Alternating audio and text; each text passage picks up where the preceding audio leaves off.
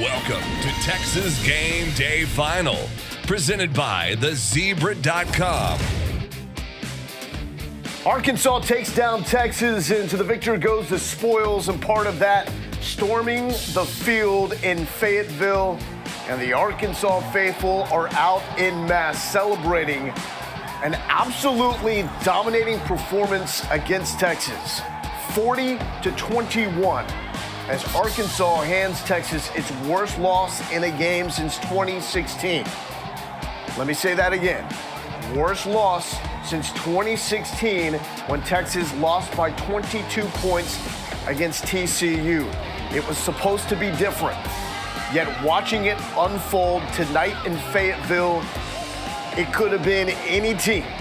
Under Tom Herman or Charlie Strong, it was the same type of issues once again, which brings up the question, what happened and where does Texas go from here? So the honeymoon is over for Steve Sarkisian. This is it.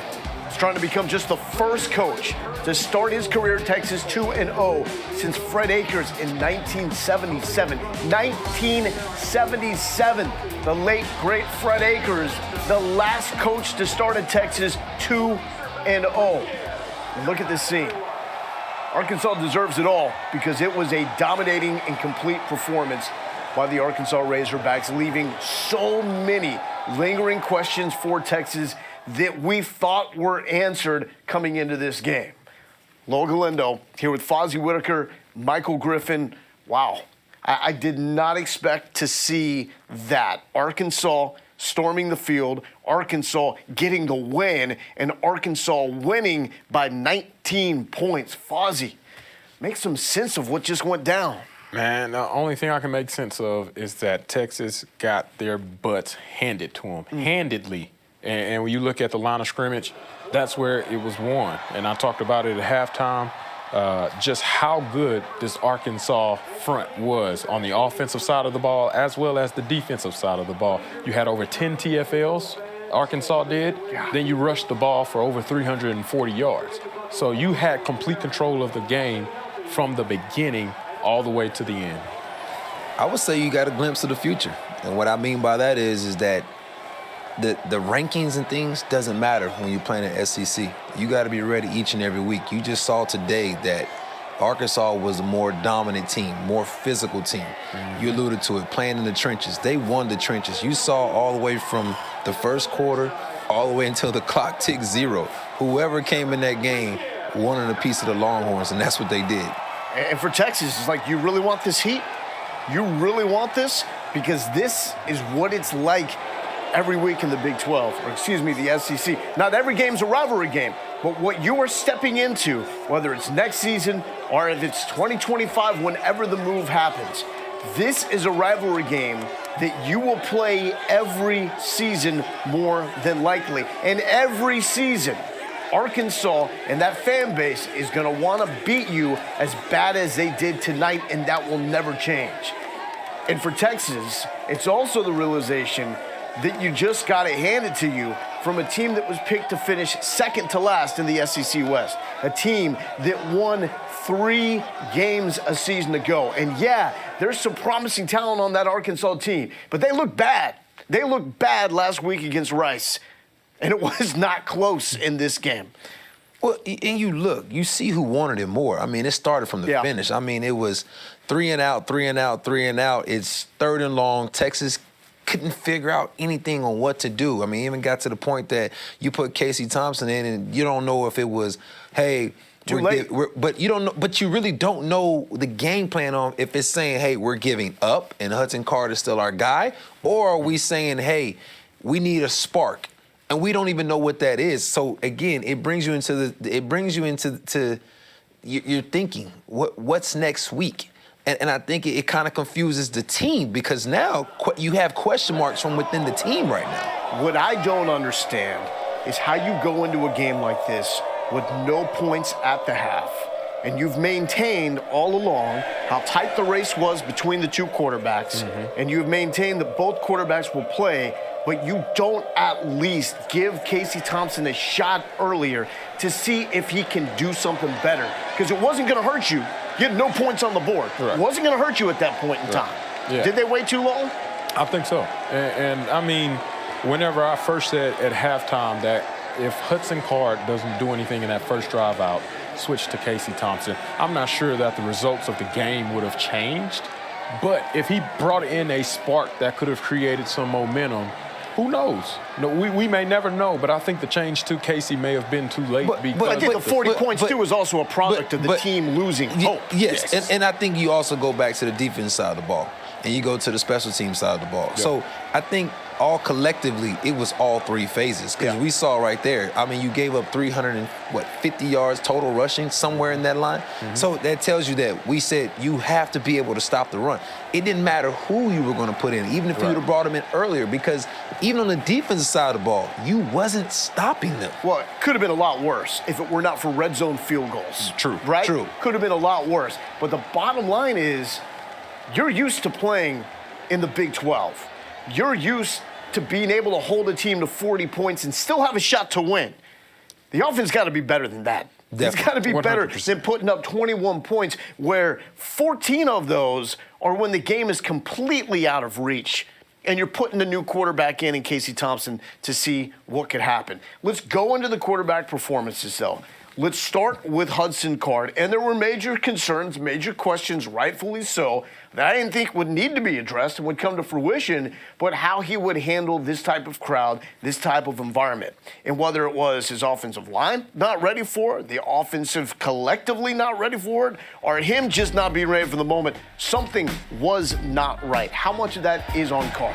I think a big percentage of it. And I look at the beginning of the game, the offensive line was giving up a ton of pressure. Bajan wasn't able to get the run started and established.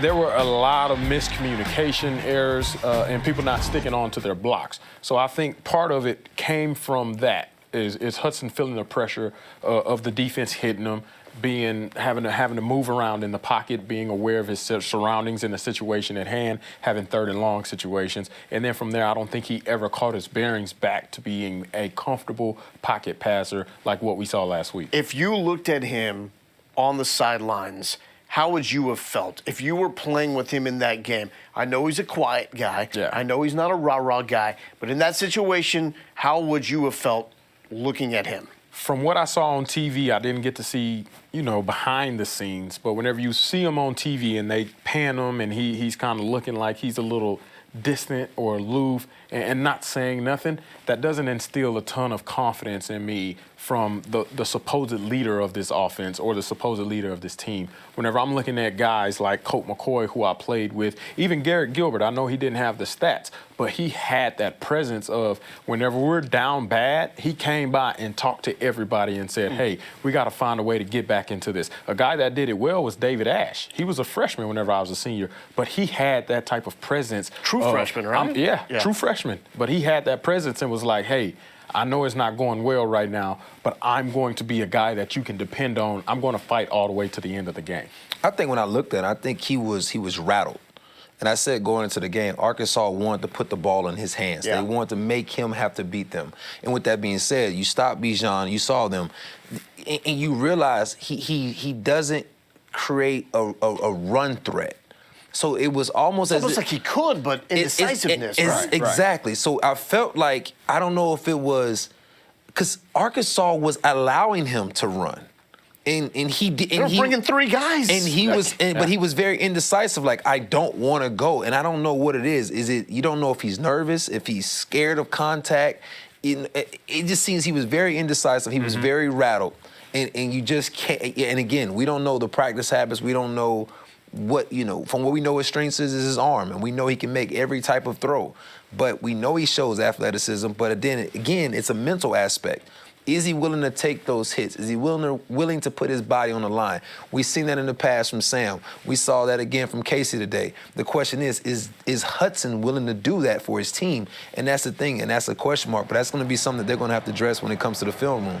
So what do we see from Hudson Card compared to Casey Thompson? Because Casey goes in late, 5 of 8, 57 yards, also provides a threat on the ground. It's the second leading rusher, and not a lot of series. 7 carries, 44 yards, 2 rushing touchdowns. And that fourth down conversion, Like, the game is out of hand. Definitely. But we stood up. We stood up in here watching the game on the big screen. And I think you look at that and you go with KJ Jefferson. You saw what he presented. He presents that run threat. So when I'm viewing Casey, it's if I'm a safety, especially on the defense side of the ball, I know that you have an athletic guy that even as a defensive coordinator, I gotta call more zones because I can't play man-to-man. I can't have my defenders with their backs turned. I gotta have people watching. And the one thing I noticed is he's willing to put his body on the line. He's more of a gamer.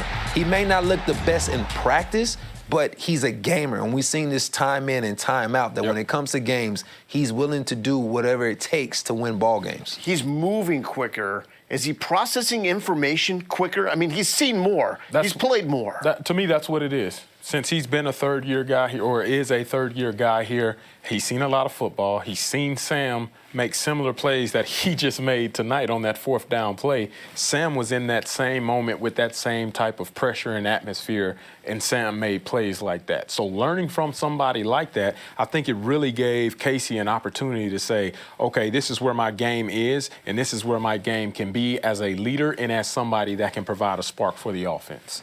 Big question is, next week, what do? You need this win. You need this win against Rice. You could not start 1-2. So what do you do if you're Steve Sarkisian? We're going to hear from him coming up in a little bit. Maybe you shed some light on that. He will be asked about that. That will be the number one storyline of this week, more so than what happened. How'd you lose so bad?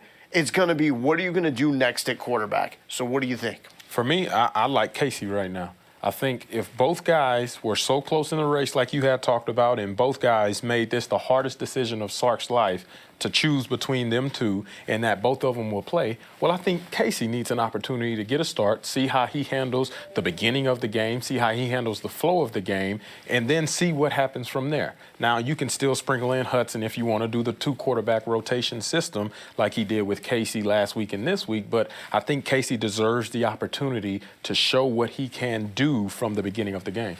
I say Casey. And the reason why I say it's Casey is because the last two times that he's played in the games, it had no meaning. Because one game is out of reach and they're winning, and the second game is out of reach and you're trying to catch up. So I think, hey, let's see what you can do starting the game off. Do you start faster? Because the last two games, Texas offense has not started fast. So now you see, can you start faster? Can you get a spark? Can you get things going quickly? Can we put some points on the board very quickly? And so I think the momentum will be, Casey, you're going to take first team reps this week, and then you're going to start versus Rice, and I'm going to see how things are different compared to having Hudson Card. And this cannot be the rebuild year. This cannot be the year that you get more focused on long-term, what quarterback may give you more down the road. You got to do it now. If you're CDC, you got some bills to pay. There's a lot of expansion projects going on. If you're the Texas fan base, you've heard this song before, right? Yep. You got to win now. Time is up. Who's going to be the quarterback? We're going to hear from Sark coming up. You're watching Texas GameDay Final.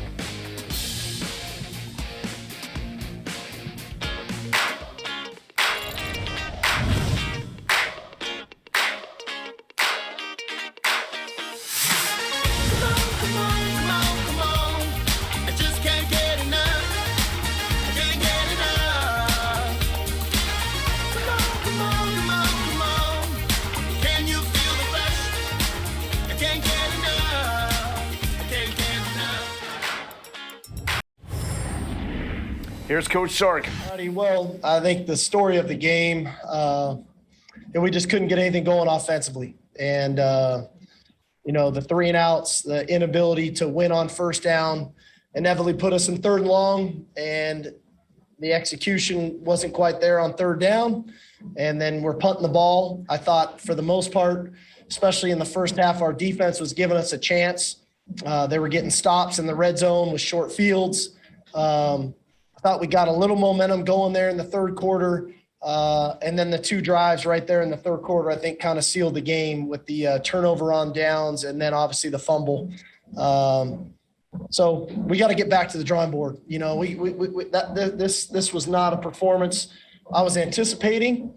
But, we'll find out about ourselves and what we're made of. Because I really believe this one game's not going to define us, but we got work to do, that's for sure. Thank you. Sam Conley, lead us off, please. Hey, Coach. 333 yards rushing for Arkansas. How disappointing is that? And what did they do up front that they were able to gain that kind of yardage? Well, I think, over time, they kind of wore us out. We couldn't sustain any drives offensively. So our defense was on the field to a point to where kind of wore out. 47 rush attempts. We never put any pressure on them to feel like they had to throw the ball. They were throwing the ball when they wanted to, but they were running the ball. They were leaning on us, and over time, runs started spitting. But again, I think part of that was we just didn't get it done offensively to take any pressure off our defense. Brian Davis, go ahead, please. Steve, the way that the offensive line was struggling, did you think about putting KC in earlier? If nothing else, for just a change of pace. Yeah, I did. Again, there was a gut thing. Hindsight's 20/20. Maybe you look back and do it earlier, but we did it when we did it. I was proud of Casey and the way he competed. We didn't as a team play well enough on early downs, and we put ourselves in really difficult 3rd and long scenarios that's hard to convert 3rd and 9, 3rd and 10s consistently. And that's where we live tonight. And you're not going to win playing that way. You've got to play better on 1st and 2nd down, and we didn't do that tonight. Nick Moyle, go ahead, please. Yeah, Steve, obviously, it was a tough night for the offensive line. I'm sorry, Nick. I can't hear you, buddy. I can't hear you. Sorry. You hear me? Yeah. Sorry. Yeah, it's a little loud out here. But yeah, just wanted to ask about the offensive line. Obviously, a difficult night for them. What do you think was giving them problems throughout the game? Well, I think this was a big physical defensive front. I think the movement that they utilized up front caused us a few issues. And the reality of it is, whatever it was, whether we'll go back and look at the tape, from a scheme standpoint, putting our players in the best position to be successful. The reality of it was we weren't tonight, and we weren't up front, and we're going to have to be better than we were tonight. Ability to run the football, especially when they played the style of defense that they played, where they borderline dared us to run the ball, and we just couldn't run it enough effectively on early downs. Chip Brown, please. Steve, what is the situation with the quarterbacks going forward? Pretty early to ask that question. We'll have to take a look at it. Anwar, go ahead, please.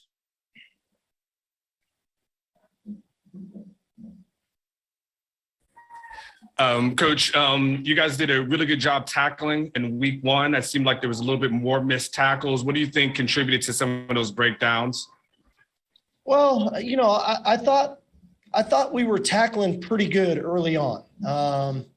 Again, I think fatigue set in. I think, I don't think there was a lack of fight or effort, but inevitably, tougher people to get on the ground. And these guys, they had a good change of pace with a smaller back to a bigger back to the quarterback. And we knew what this game was going to be. This was going to be a big, physical game.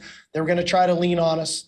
And they were able to do it. And inevitably we started to miss those tackles. We started to have some breakdowns and some things started to spit out. So, we're going to have to be better moving forward. That's for sure. Kirk Bowles, please.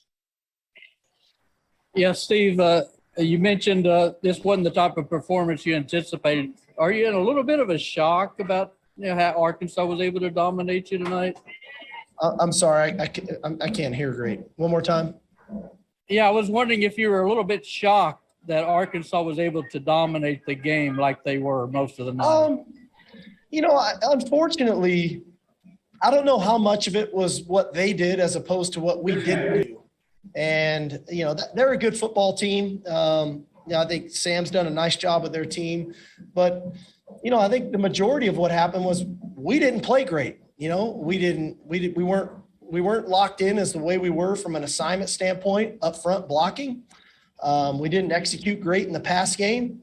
We had some mishaps that we didn't have last week. Clearly, we dropped the snap on a punt. Just things happened in this game that we didn't have to deal with last week. And so, there's always your concern when you go on the road in a hostile environment at night of keeping your temperament of your team right so that you can go out and perform and execute. And clearly that didn't happen tonight. So that's the thing that is probably the most disappointing, that we've got to make sure that we get back right moving forward. Danny Davis, please. Steve, I don't know if you believe in the concept of momentum or not, but did you feel that the team lost anything on that defensive drive after you guys pulled within 16-7? Well, they popped a couple runs right there and got down and went and scored. Felt like we were going to come right back. And then again, the next two series were really the key, where, we have the turnover on downs and the fumble with Hudson right there. So, I think we got some momentum. Obviously, with the interception by BJ, we went and punched it in. Momentum started to get in our favor, but they got it back, and then they kind of captured the game moving forward after that. Joe Cook, please. Steve, when their three can do what they can, get pressure against your five, what are some of the things that you try to do to try and help them out and help your quarterbacks out when their 3-minute rush is able to be so effective? I can't hear. I don't know what else to say. Joe, go ahead again, please. Can you hear me now? Yeah. When their 3-man rush is able to disrupt your pass and run game as much as they were tonight, what are some of the things that you try to do, and what did you try to do in response to that? Well, you just try to run some things that you think the guys believe in and that they're good at, whether it's specific run schemes or protections. We were just a little jittery for whatever reason. There were. I don't think it was about the looks that we weren't prepared for them. We just didn't play to our standard and to our capability. So you try to settle them down by doing things that they're comfortable with to kind of calm the nerves a little bit. Unfortunately, it was a little bit too late. Brian Davis again. Steve, going back to the offense in the first half, though, a lot of people are just going to look at it as, well, they're going to say, well, Hudson played whatever. But was it a Hudson issue, or was it a line issue in the numbers up front and the way Arkansas was coming? Well, I think it was a combination of everything. I just don't think we didn't play very good as a football team, especially an offensive football team in the first half. I thought we had some opportunities that we weren't able to take advantage of. We missed a couple plays that I think could have helped us. The one to Jordan Whittington in the end zone was a little bit behind him. Then we went deep again to Whittington, and he wasn't able to pull it in. We had the missed field goal. There were just things in the game that we didn't create the momentum to get it back in our favor. Now, could we have blocked better? No question. Could Hudson have maybe played better? Sure, he could have. Could we have ran better routes? Yes.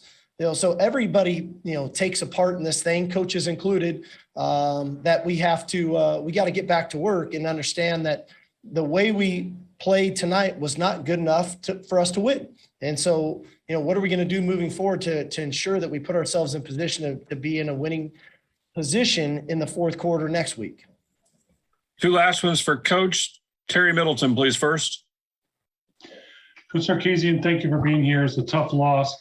Like you said, you have to go back to the drawing board on this. But was there anything about the game tonight that was good? Was there a silver lining? Did some of the teams perform as planned or up to your standard? Or, you know what I'm saying? Was there something good about the play tonight, or a team that did pretty well that you could say, yes? Well, like I said, in the first half, I was really proud of our defense and able to get stops when the offense just wasn't playing great. I thought our guys battled, they competed, they forced field goals, even on some short fields after the muff snap on the punt. So that was a positive. And then on the flip side, I thought late in the game, offensively, the guys battled, they competed, and really as a team. I don't think we never waved the white flag. Guys battled and guys competed, and that's a good sign moving forward. Last one for Coach Chip Brown. Go ahead, please.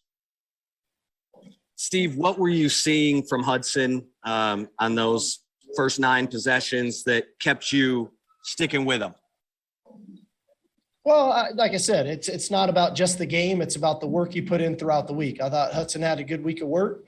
It's easy to point the finger at the quarterback when things don't go good, and it's easy to point the finger at the quarterback when things are going great and praise them. At the end of the day, there's 11 guys on the field that have to perform collectively, and we didn't get it done tonight.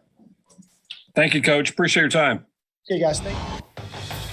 So we'll have more from Steve Sarkisian coming up Monday, the Texas football press conference that will be live 11 a.m. Central Time, and then I'll sit down with Coach Sark and we'll rewind this game from Fayetteville. We'll do that in the LHN studios. You will see that air at 7 p.m. Central Time, LHN.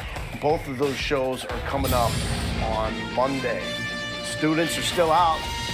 I mean, if I'm one of them, I'm having some fun on the field and I'm getting out, right? Like the night's still young. Let's have some fun, baby. They took down the goalpost. No one can have that, of course. We got more Texas Game Day Final coming up.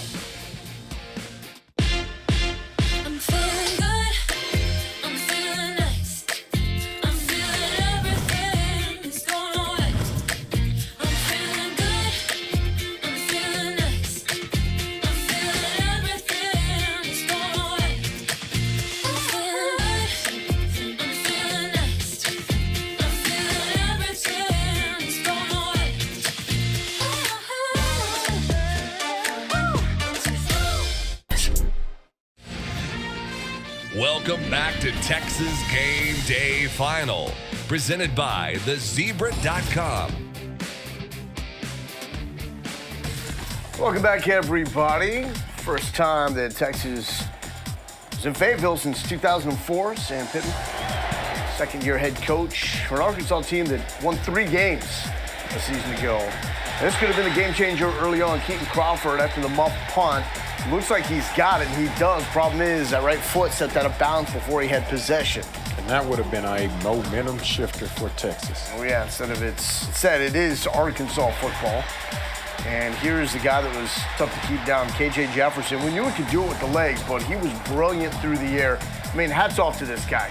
Jefferson played a sensational game, but here's a big stop in the red zone that led to a field goal for Arkansas. Oh, no, it's definitely. I mean, Texas stayed and they played very good defense right there, and they gave their offense opportunity. So Texas gets the rock, chance for them to try to get something on the board here on a 3rd and 15. Card makes an extremely athletic play to Jordan Whittington. Fozzie, should he have cut this ball? I feel like he could have got 2 hands on that ball. It would have been an extremely hard and acrobatic catch, but Jordan Whittington is an athlete. Everything was on the run for Card, early on especially. There was no clean pocket, no sit back of the pocket.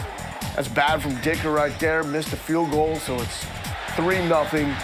And you started seeing Arkansas really start to get it going on the ground. Dominic Johnson, all the running backs were sensational for the Razorbacks. That made it 10-0. This was bad. This is when you knew, okay, it's getting ugly now.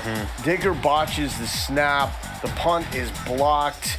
But still, even after this, you had an opportunity.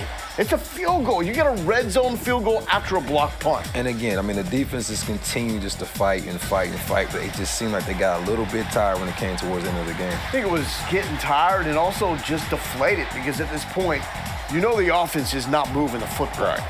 So you're on an island at this point in time. 3rd and 4, Jefferson trying to lower the shoulder. Really nice defensive play there. So no gain. Sets up a 4th and 4. There's another field goal, makes it 16-0. That's it at the half. Texas, no points. So we were wondering at that point in time, okay, do you put in Casey Thompson? They did not. What a play by B.J. Foster, defining moment of his career. Oh, no question. I mean, it was a great play right there. It put Texas in a position right now to probably get this thing back in their favor, and just didn't work out too well for them. Yeah, 1 score and you're fine, right? You're right back in this game. 3rd and 5, Roschon Johnson from Hudson Card. It's a 1st and goal. Very next play, Bijan. But Jet Bush leading the way? Okay, now. Great push. So it's 16-7 and everything's fine. You got this. but you need a stop. Instead, second play of the drive, Jefferson deep to Tyson Morris as a backbreaker. Yeah, that one hurt because you had momentum, and then it just got taken away from you. Quickly. And we're talking about a 6-play, 81-yard drive. Traylon Smith over the top. It's 23-7. Robinson stuffed on a 4th and 1. So now everything starts to go wrong. Texas with a turnover downs. Again, leads to 3. Could have been worse. 3 points after the turnover downs. It's 26-7. Then Card starts to scramble. Had some time here. This ball is clearly a fumble. It came out before any forward motion on the pass. Yeah, I mean, it's just when you say anything and everything could possibly go wrong, anything and everything was going wrong. Yeah, for as drama-free as the last game was, said all the drama in a bad way. It was a comedy of errors at this point. Team Sanders Rocket takes it in 33-7.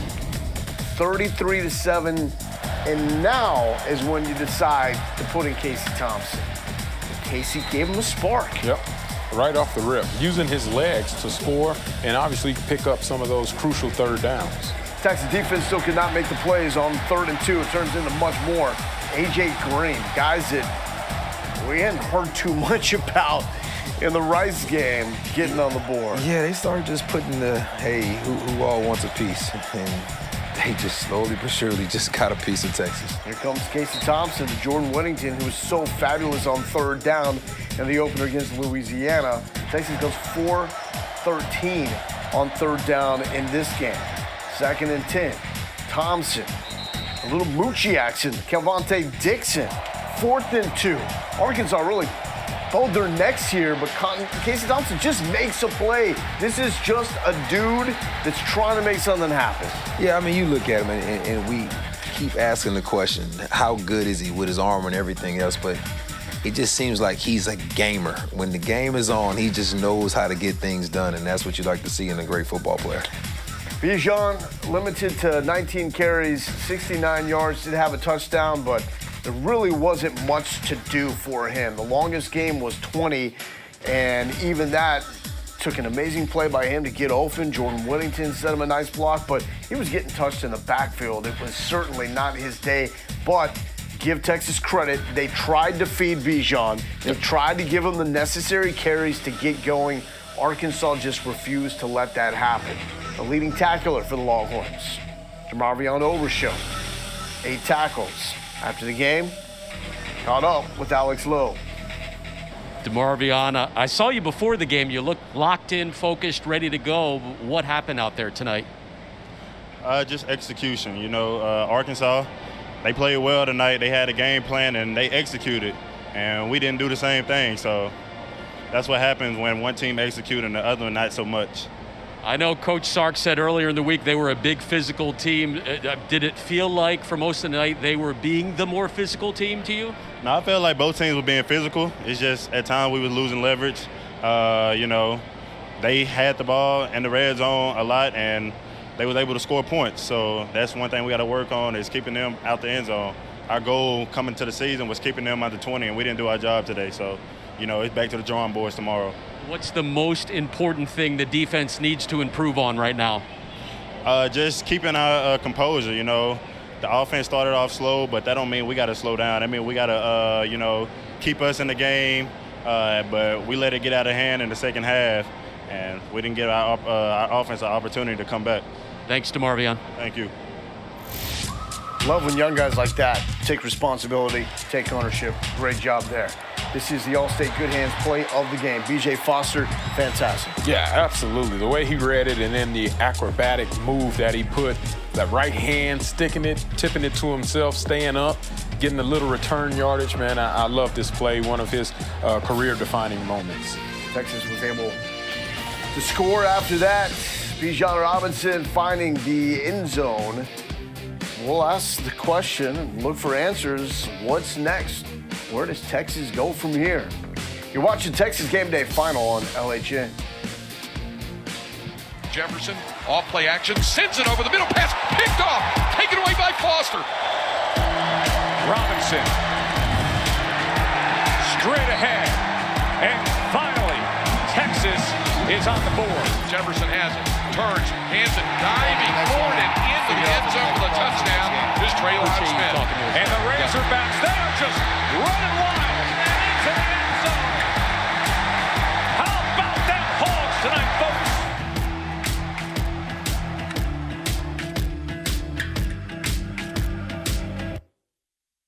Game Day.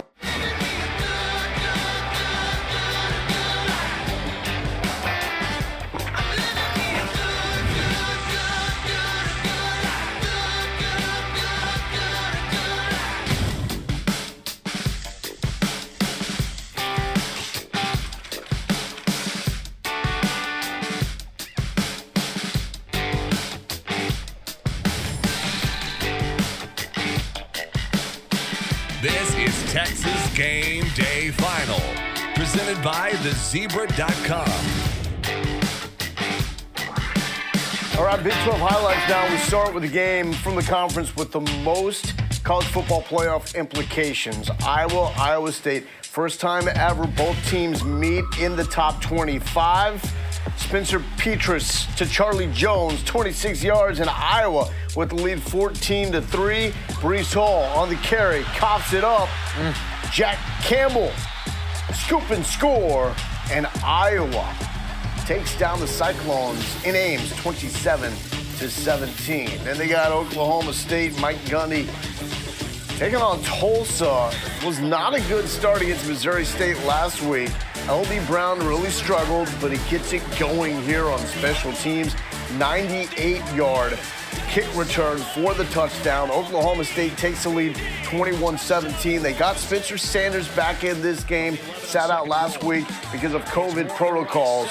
Jalen Warren cutting it back, weaving through traffic, making the Tulsa defense look silly. And that's what Oklahoma State would need. They get the dub, 28-23. Still, I'm talking about an overly impressive performance. Then you got Max Duggan and TCU. Gary Patterson has never lost to the Pac-12, trying to keep it that way. Zach Evans is going to be a problem for the Big 12. Showing the moves that made him one of the top recruits in the nation a couple years ago. 51 yards and in. TCU making a one-score game. Third quarter. 19-14 count with the lead until Duggan goes high for Quentin Johnson, who brings it down. Oh, a nail-biter. But TCU wins 34-32. Then you got Kansas State hosting Southern Illinois. This is what you do not want to see. Deuce Vaughn cuts it back. Thompson tries to get out and block, and Skylar Thompson goes down. Of course, he's had some knee issues, so that's obviously a concern. Well, Howard, his backup, comes in, and Howard throws it high. This has been the issue. This is the guy that we saw last year against Texas. He struggles to throw the football. It's P.J. Jules bringing it in. Salukie's taking the lead, 23-21. Third quarter, Tate Winkle, 34 yards and in. And Kansas State holds on 31-23 to take down Southern Illinois. B.J. Foster, the play of the game for the Texas defense. Not too much to speak of. I'll let you know what Texas has to do to get right to take on Rice next week. Texas Game Day Final is presented by thezebra.com. Compare and save at thezebra.com. And in part by Yeti, built for the wild. For me, to be a Texas Longhorn means tradition. You're always pushed by the people that have played before, and I felt that push the whole time I was here. Casey Thompson, he will come out to play quarterback. Pulls it back in, goes to the goal line, touchdown Texas. Casey Thompson raced it in for 6. Thompson fakes right, he'll take off and run. Casey 15, down to the 10. Casey Thompson, sprint right, looking for anything, trying to turn the corner, and he reaches across and gets in. Thompson's playing with some fire since he's come in. Derek, it seemed like early on and for most of the night, they were controlling the line of scrimmage. What did you see out there? Man, that was a good defense front. We just got to get back to our training and get back in Monday morning and bring it. And just tomorrow, bring it and focus on what we got to do and take this film in. And it's a hard pill to swallow, but we got to not let this affect our season and just keep playing. What was said at halftime in the locker room when you all were still in it, but trying to get something going? Just trust our training, man. Trust our coaches. Believe what they're telling us, and something's going to work. And we just got to keep believing in them and just keep doing the things that work for us. It seemed like in every phase the team was struggling at times tonight. Why do you think that is? Were you guys overconfident? What do you think was the reason why? I'm not sure. We'll have to kind of digest that one and figure that out tomorrow and as the night as we let this one just figure out. But move on to the next one and figure out the problems for the next game. Appreciate you talking to us, Derek. Yep. Yeah, the next one for Texas, that will be hosting Rice. Rice got thumped by Houston tonight. Made it interesting in the season opener against Arkansas, but we started talking about some of these more in-depth issues that could plague Texas deeper into the season.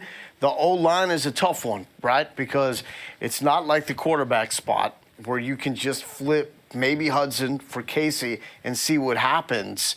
The O-line, right now, this is what you got. And there is still, from the guys we're seeing right now, a pretty sizable gap in experience between your starting O-line and the guys backing them up right now. Yep.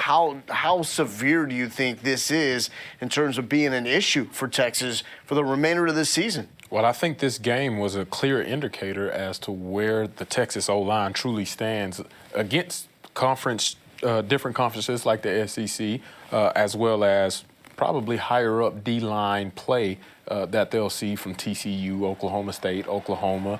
And not great, honestly, in the opener against Louisiana. Right. And Louisiana, like we talked about, had a really good defense as well. So there's obviously a ton of issues that this offensive line can work on. It's just concerning right now with the amount of pressure that Hudson and Casey have felt up to this point. But I think the right man coaching them, Kyle Flood, is in the building to be able to get as much as he can out of what he has. But you nailed it.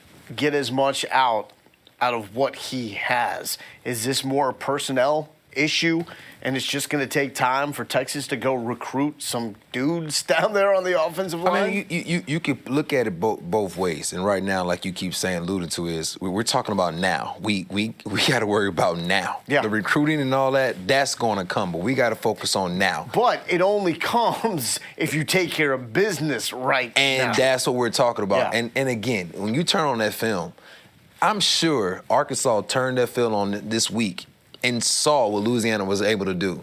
And they said, we're licking our chops. We're ready to go up against this. And Rice is going to be thinking the exact same thing next week when they come to the stadium to play against Texas. So it's going to have to be them. It's going to have to come from within.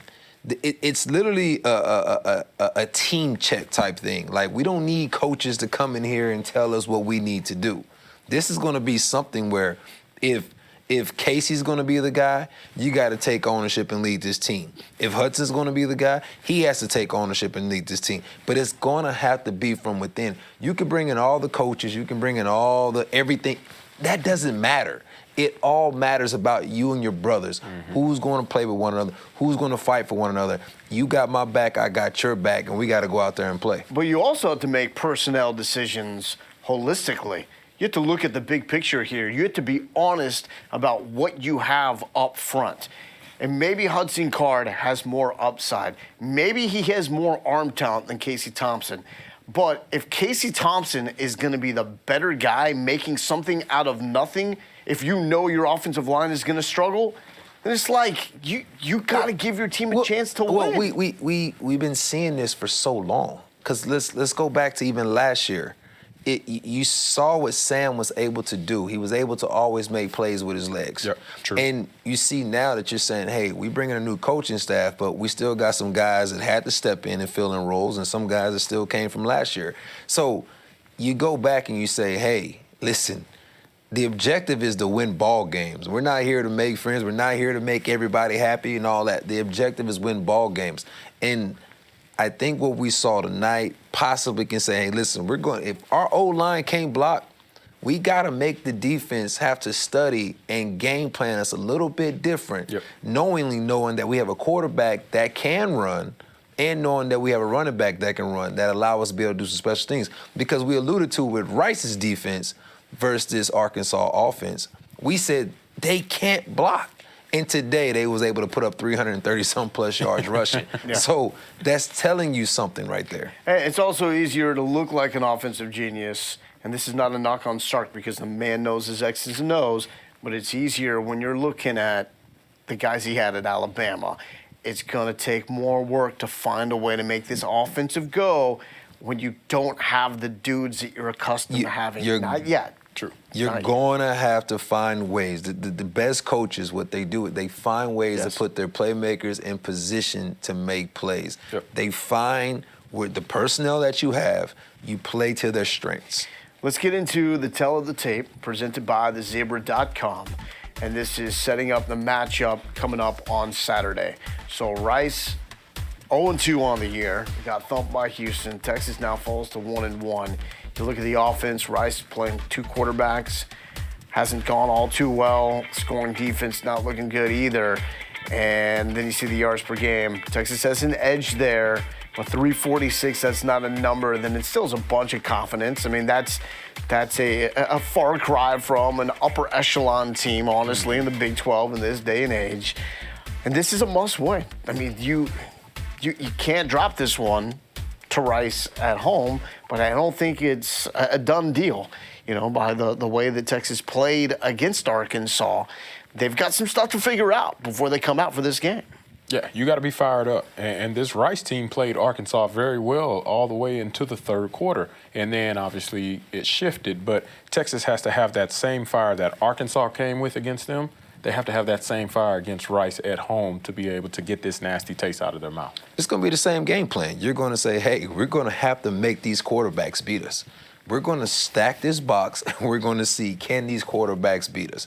And Texas has to understand that going into next week. That means if I'm not Bijan, I have to say, hey, next week I'm ready to play. And we'll see if Texas is ultimately ready to play. That game's going to be on Longhorn Network, 7 p.m. Central Time.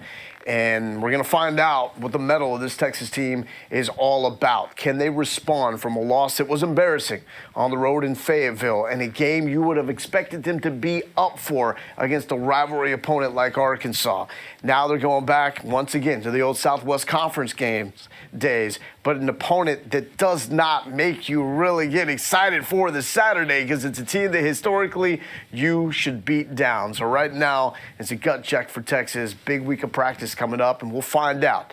Is it going to be Casey Thompson? Is it going to be Hudson Card running out with that first-team offense on Saturday when Texas hosts Rice? For our entire crew, for Griff, for Fozzie, I'm Loa Galindo. Thank you so much for watching a day of Texas football here on Longhorn Network. We'll see you next week.